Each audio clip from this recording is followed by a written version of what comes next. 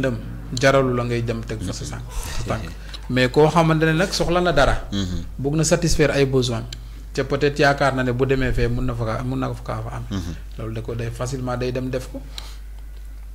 parce que milieu bi moo ko permettre maanaam milieu bi moo accessible ci côté boobu muy côté agression wala ainsi de suite milieu bi moom moo favorable ci loolu donc dafa doon maanaam benn pàcc boo xamante ne courant bi da cee am wàll ñu installer courant bi dans tous les villages def fa ay lamp yoo xamante ne bu nit jógee nga xam carrément que ni kii bokkul ci dëkk bi nga mun kaa laaj looy def foofu. su fekkee dafa doon keneen koo xamante ne day wër fu mu dugg wala ainsi de suite dina indi ay explication bu ko indiwul ngeen xam ne peut-être dafay def leneen. effectivement bu courant bi weesoo aussi. mooy côté éducation bi ma lay wax nii rek. yaakaar naa ku jàng ba am sa bac doo bàyyi université Cheikh Anta Diop wala UGB. ngay dem dëkk ba di am leneen loo fay dox. parce que crédit yaa ngi lay xaar. bëgg nga tamit valider ainsi de suite. mais nag koo xamante ne jàngut.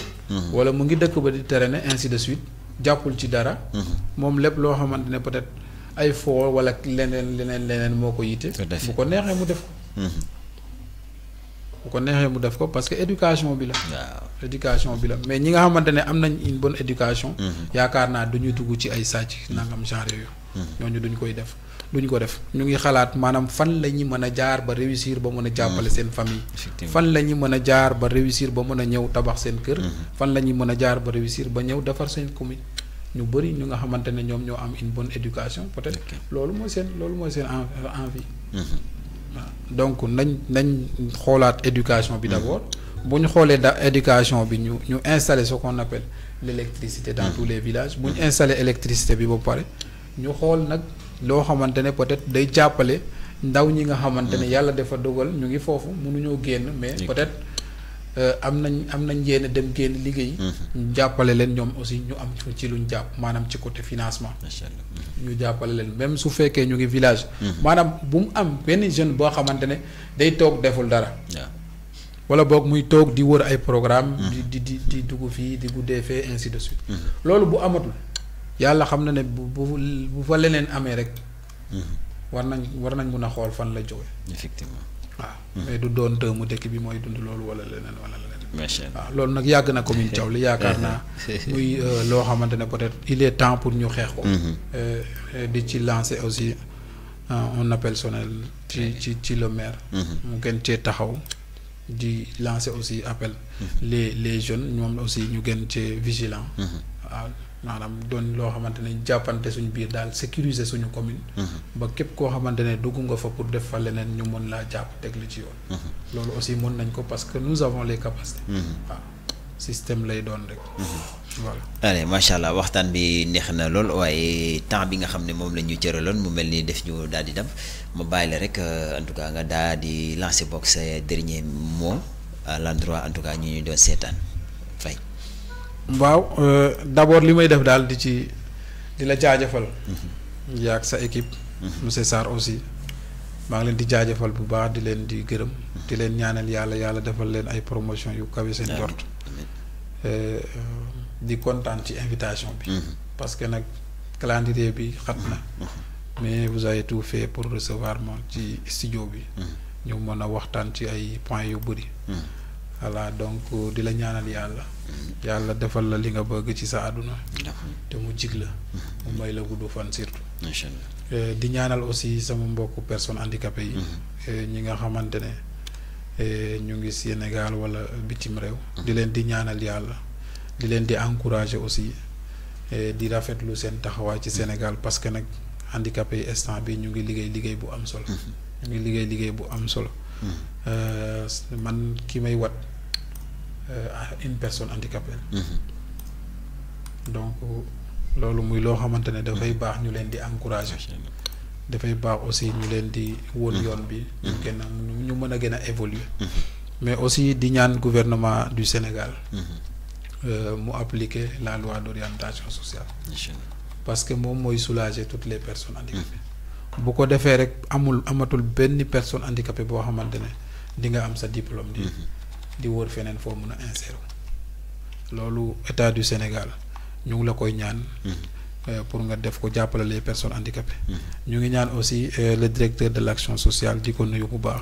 Boucar Diouf ñu ngi koy ñaan moom aussi mu def fast track ci la production des cartes d'égalité des chances. muy carte boo xamante ne day permettre la personne muy faju te du fay dara.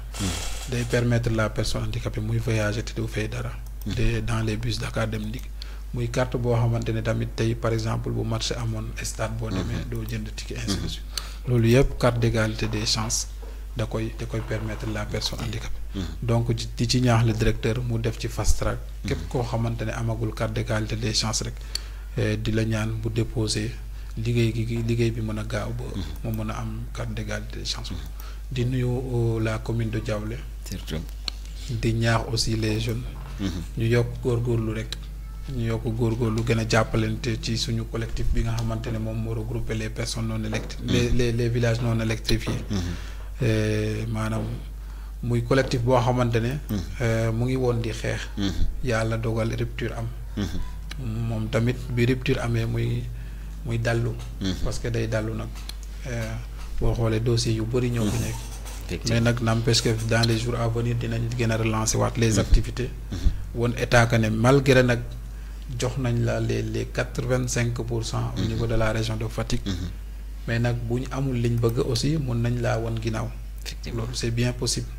waaw ñaanuñu ko yàlla nag mais nit ki boo koy topp c'est parce que dafa am loo koy toppee. donc état du Sénégal bu ñu koy topp c'est parce que dañoo gis que ne suñ commune. wala suñ Sénégal dafa xawoon suuxe ci côté développement. donc comme ñu ngi ci sur la bonne voie. ñu ngi leen di ñaanal yàlla jàppale leen bu baax a baax.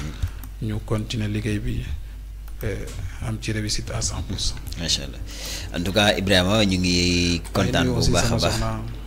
Diallo.